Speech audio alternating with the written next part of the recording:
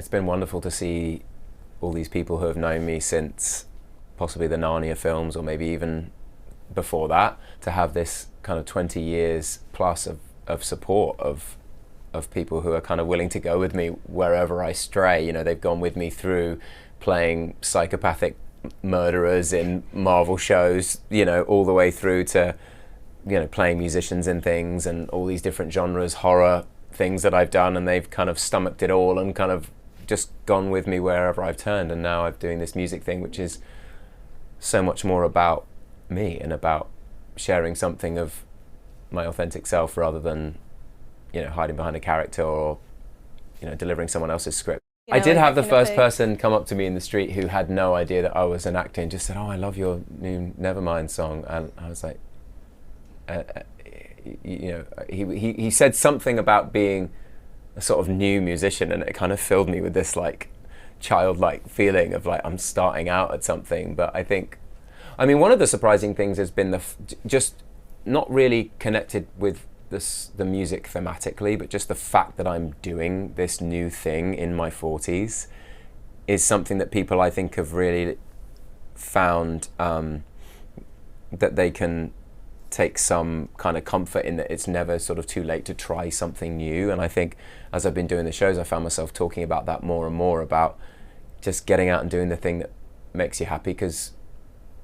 our time is very precious on this planet, and doing the things that bring you joy, you can't put a price on that. And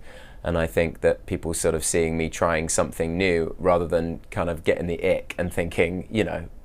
you should stay in your lane, they've kind of gone, well, if he can try that, I could try this other thing that I want to do. I can teach Pilates or write fan fiction or knit hats or whatever the thing is that is their thing. It doesn't have to be in a professional capacity, but I think people have kind of taken that and run with it, which is that part of it makes me really happy too. I bumped into James Valentine, who's the guitarist for Maroon 5, in the gym, and he had seen me in a show, and obviously I had seen him as part of one of the biggest bands in the world, and I just thought it was worth taking a chance. I ran after him in the parking lot and I said, "Sorry, I have to say I'm putting together some music. Would you ever be interested in writing a song together or anything?" And he was like, "Yeah, sure, why not?" So we started to write a song together, and then he brought in another member of the band and who ended up producing the album. So I kind of had their support, and you know, having their kind of endorsement felt really, really wonderful. Of course, it was one of the best things that ever happened to me. So it's gonna, you know, this new version is going to be the best thing that's ever happened to somebody else. And you know, I think Greta Gerwig always makes really fresh feeling, exciting films. So if she has an idea for it, I'm excited to see what that is. I think in terms of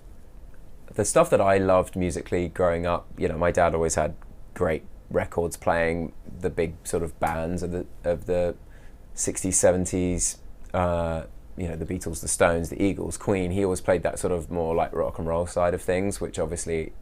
I do love, but I was always kind of scrabbling about in the back of his vinyl collection, finding the Stevie Wonder and the Elton John and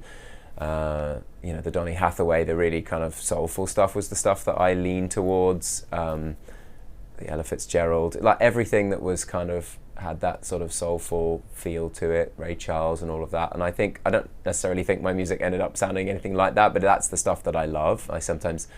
you know, do some of their songs when I'm touring just because I love them so much. Lots of people in my life, certainly, you know, ex-girlfriends of mine, my parents are kind of sewn into there. There are best friends that I care about that are, you know, there are scratchings in various birthday cards or on my notes app in my phone from conversations I've had with people about things just naturally coming up that are kind of the sort of deep and personal conversations that you have with everyone in your life. And I think it's very difficult to make art without, you know, I'm inspired by all of those musicians that we just talked about, but equally I'm inspired by all the people around me and the ways that they kind of see the world. I think my career started out, there was a lot of boy with sword, a lot of kind of kill monster, kiss girl, you know, kind of arc, and it was difficult to kind of find the kind of real drive, like who these people really were at their core. And I think there was something really, I felt really lucky to be accepted into from, you know, playing such a naughty kind of irritating character on Westworld, who's kind of, trying to think of the naughtiest ways to play all of these different scenes, and then through to like something that was kind of more, an element of psychopathy and kind of murderous and narcissistic in the Punisher, and then just sort of pure villain in Shadow and Bone. But trying to find an element of charm to them, or trying to find ways to make those characters three-dimensional. And then I was really excited after finishing Shadow and Bone to sort of look forward and see how I could kind of bring that back to playing a character that you're rooting for and make them feel sort of full of the history that I am now full of as a person too.